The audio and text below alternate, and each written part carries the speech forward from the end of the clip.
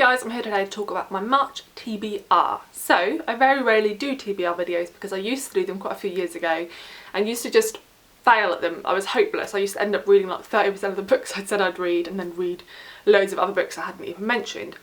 But I've seen lots of people who don't normally do TBRs this month, and that's because March is jam-packed with readathons, which is really exciting. So I thought I could use this space to mention some of those readathons in case you don't already know about them, but also to sort of, in my mind, give myself a reference tool for all the books that I am hoping to read based on these readathons. I say reference tool, I mean I'll put these books in a big stack somewhere, but just to sort of force me to think about it, and also I'm just really excited to talk about these books, so I'm doing a TBR. So the first one I want to talk about is hosted by Jean and Jill, and it is the Femme Fatale readathon. I probably said that wrong.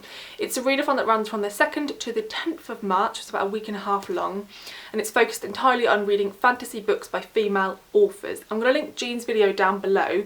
It does have prompts. I think there's like 12 prompts, which you could obviously overlap. Most people are going to be unable to read 12 books in a week and a half, so you could like duplicate prompts, and I'm sure I'm going to cover loads of the prompts, but rather than sort of buy new books in to fit the prompts, I'm really excited about loads of the fantasy books I own, majority of which are written by women, so I'm just going to read quite a few of those during the week and a half, and you know, I'm sure I'll tick lots of the boxes off. The first one is one I'm currently reading, should have really finished in February, and that is Daggerspell by Katherine Kerr. I'm not very far into this. I'm actually listening to it on audiobook via Scribd, which I'll talk about again later in the video. So I'm really enjoying the audiobook. I'm not sure who narrates it, but she does pretty well at doing all different accents for different types of people in this story. And this is a pretty old fantasy, and it's the start of a series. I was going to say trilogy, I don't know if it's a trilogy, but this is for the February book club pick for the Queens of the Realm book club, which I'll link down below. It's a Goodreads group run by Chris.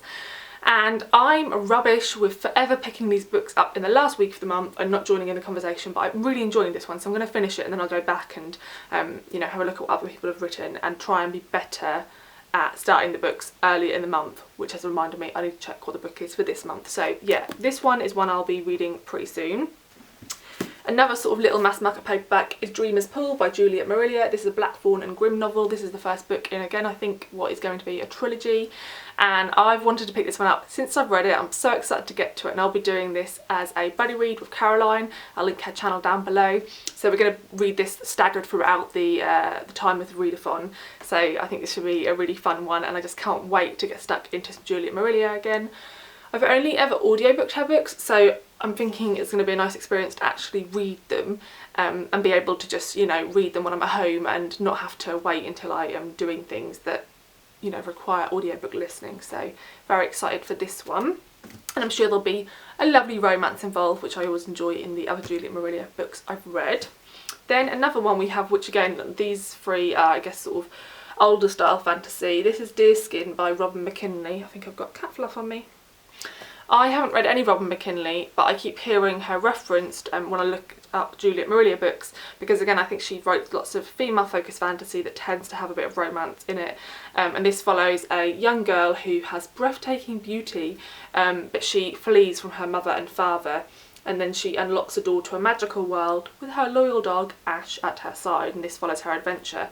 This is fairly short, it's just under 300 pages, so this will be one I think I'll get to, because it's always nice to read a shorter fantasy, because most of them are incredibly long. This next one I'm only going to read part of during the week, and that is The Queens of Innis Lear by Tessa Gratton. So Eleanor, whose channel I will link down below, is hosting a sort of group read for this one. There's quite a few of us joining in on Voxer, and we're reading 150 pages a week, so I'll read 150 pages from this during the readathon. It's got pretty small font, so I think even that's going to take me quite a significant portion of time during the week. I don't know much about this one. I just heard someone mention it, I think it was Eleanor, saw the title and the cover and wanted in, to be honest. So this follows a realm where there's 3 daughters and the king has to choose one of them to be the heir, and he's refusing to choose because I think he doesn't want to pass it on to a woman. I'm not quite sure. And yeah, so this sounds like it could be pretty good, and I'm just really intrigued because I've not heard anyone review it, I've not heard of anyone who's read it, so yeah, I'm intrigued. Then I have a YA book which I'm really excited to get to. This is A Curse So Dark and Lonely by Brigid, Kemmerer, and I think one of the prompts was YA and another one of the prompts was a fairy tale retelling, so this would cover both of those. This is a retelling of Beauty and the Beast, and I think the girl is in the contemporary world of Washington DC, and somehow she goes into this world called Emberfall, which is like your traditional sort of medieval type fantasy world where the Beast character is. So yeah, intrigued by this one, and I think this is what this author does. I think she writes fairy tale YA romance retellings, so if I enjoy this then I think she has some others I could pick up, which is exciting.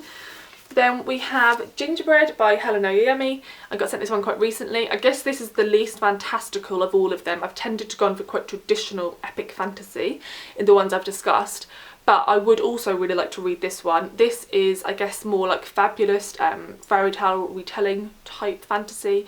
So this follows a mother and daughter who live in, I think, yes, in London, and they bake gingerbread, which they send to this sort of made up place halfway across the world, and then one of the characters tries to find her mother's long lost friends, and there's all these secrets. I don't really understand the blurb, it sounds very wacky, but I've read 3 Helen Oyeyemi books previously and really enjoyed them, so I'm looking forward to jumping into this one. And then the last sort of physical edition I have for this readathon is Prickle Moon by Juliet Marillier. So I don't know if I'll get to this because I am reading another Juliet Marillier in the same week, and this is a short story collection, but I thought it might be nice to just have short stories to dip in and out of, and I don't think I've ever read fantasy short stories. So I've read weird short stories or fairy tale retelling, but never ones that are, you know, written by an epic fantasy author. So I'm intrigued, and this is so cute. I've owned it for years, so I have no excuse for having not read it. So this might be one I dip in and out of during the first week during the Femme Fatale readathon, but then maybe I'll carry on to the rest of the month.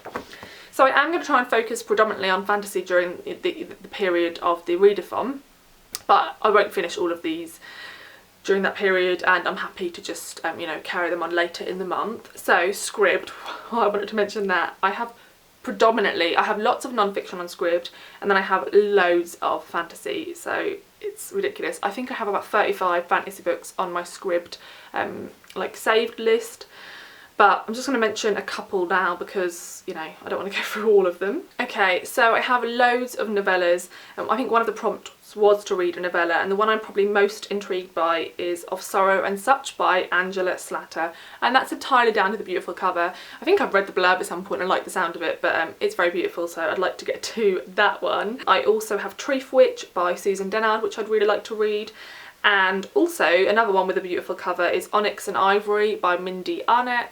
I'm not going to tell you what any of these are about because there's so many. And another one I'm very intrigued by is Roses and Rot by Kat Howard. My list is massive, as I said. I'm going to link my Scribd link down below. Effectively, I think I pay about like £8, like $10 a month, and I have unlimited audiobooks. I love Scribd. I've stopped using Audible entirely because there's so much stuff on Scribd that there isn't on Audible, and also, you know, you pay the same price but you get unlimited audiobooks compared to one on Audible.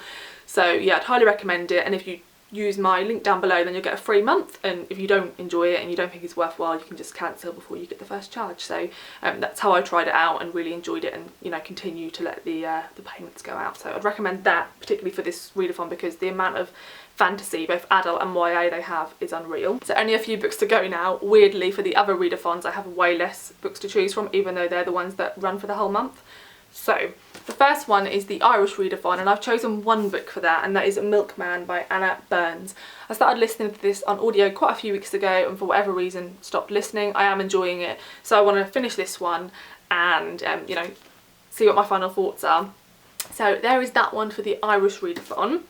Then there is also the middle grade March. I really enjoy middle grade, and for whatever reason I really have to push myself to pick it up, and when I read it I really enjoy it and just feel really cosy and nostalgic. So I may read more middle grade, but I've decided to be like realistic and choose 2, and I've chosen the ones I'm the most intrigued by.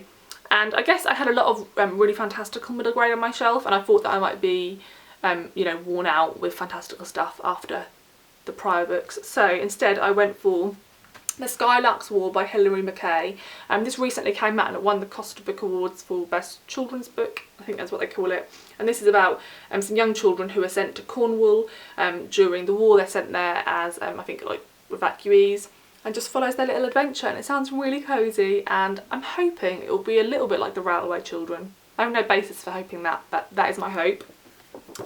Then this one is a little bit fantastical, but nowhere near as fantastical as lots of the other middle grade I have, and that is A Skinful of Shadows by Frances Hardinge. So I read her other novel, The Lie Tree, which sort of pushed her into the limelight, and I enjoyed it, but nowhere near as much as I thought I would, and nowhere near as much as I know lots of other people did. But I'm still really intrigued to carry on reading her books and go back to her back catalogue. And yeah, so this one is about a young girl called Makepeace, and she is living in America during the Civil War, and she has ghosts that like enter her body, and her mum says she has to keep it a secret. And yeah, it's about sort of the spookiness of that. So it is a little bit ghosty. I love the cover, and yeah, I've just really felt like picking it up for a while, so I'm gonna give that one a go. And then there's a couple of other readathons that I haven't selected books for, but I'm aware they're happening. One is the Marching Mammoths. So the prompt is to read a book that's over 800 pages. That's big, and I have probably 2 or 3 books that fit that, and that's all. So we shall see. I may end up picking up a book during the month that's that long. I think it's unlikely, because as soon as the Women's Prize is announced, the long list, I will want to read lots of them, and so I'll go down that route. But I'm aware it's happening, and I may be, you know, I may lean towards longer books.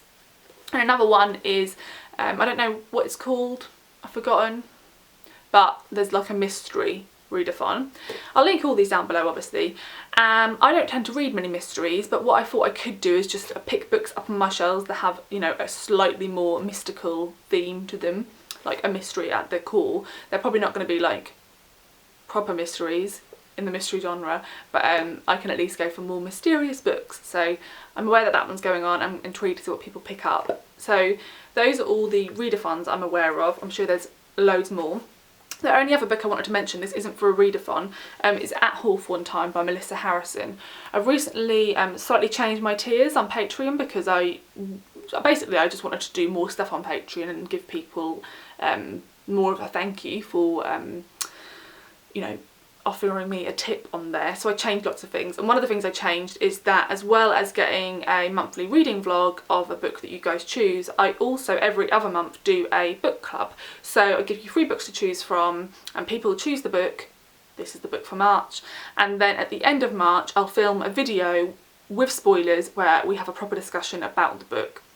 So I gave people 3 books to choose from, and this is the one I chose. I'm so excited to read it. I really loved her All Among the Barley, which I read last year, and I'm hoping is on the Women's Prize long list. And so I'm really excited to get to another one of her books.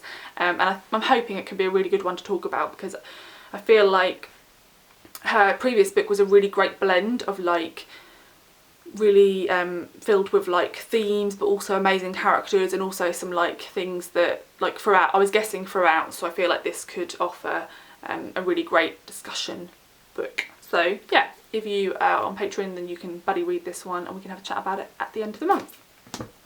So those are all the books I'm hoping to get to in March. As I said, I'm sure my reading will be affected by the Women's Prize, so I'll probably talk about that once the long list has been announced. Let me know if you've read any of these books. Let me know if you're participating in any of these readathons. I'd love to know what books you're going to be picking up. Thanks for watching, and I'll see you in the next video.